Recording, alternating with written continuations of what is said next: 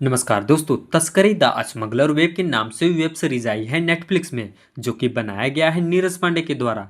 इस web series को देखने का सबसे बड़ा कारण है नीरज पांडे। जी हाँ दोस्तों, नीरज पांडे ऐसे ऐसे वेब सीरीज और मूवी दिए हैं जो बेहद ही ज़्यादा मज़ेदार है, जैसे कि baby, MS Dhoni, the untold story, खाकी सीरीज। इनके जो डायरेक्शन होते हैं वो बेहद ही तगड़ी होती है। और अब ये आ गया है तस्करी द स्मगलर वेब, तो आप समझ सकते हैं कि कितना बढ़िया वेब सीरीज होने वाला है।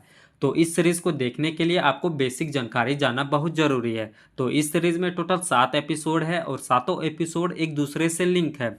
अगर आप एक एपिसोड देखते हैं तो आपको दूसरा देखने के लिए बहुत ज़्यादा मन करेगा, क्योंकि हर एपिसोड एक सस्पेंस क्रिएट करता है और एक दूसरे से इंटरकनेक्ट है। अगर आपको सस्पेंस वाली मूवी या फिर वेब सीरीज देखने में अच्छा लगता है तो फिर तस्करी द स्मगलर वेब ये भी आपको अच्छा लगेगा। इस वेब सीरीज की हर एपिसोड 40 से 60 मिनट की है। दोस्तों, ये जो सीरीज़ है वो स्मगलिंग यानी कि तस्करी से रिलेटेड है।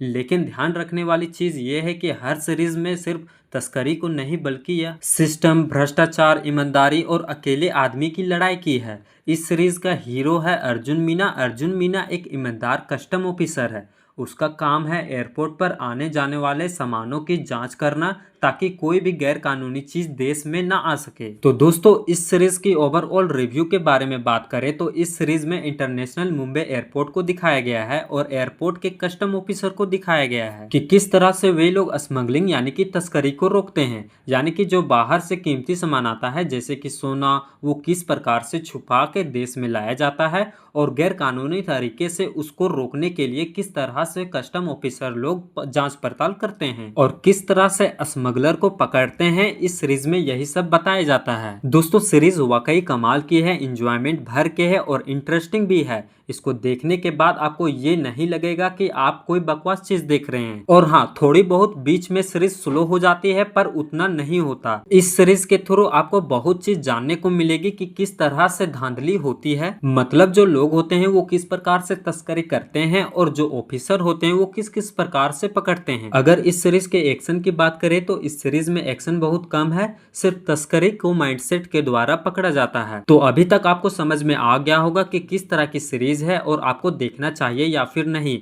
और हाँ, अगर टोटल लेंथ की बात करें सीरीज की तो सभी एपिसोड मिला के 5 घंटे लमसम लग ही जाता है सीरीज पूरा देखने में। हालांकि सीरीज देखने में इंटरेस्टिंग लगता है, तो अगर अभी तक आप लोगों ने नहीं देखा तो जा करके देख सकते हैं। और कमेंट में बताइए कि सीरीज का रिव्यू आपको कैसी लगी, अच्छी लगी या फिर नहीं। मिलते हैं अगले वीडियो में, तब तक के लिए जय हिंद दोस्तों।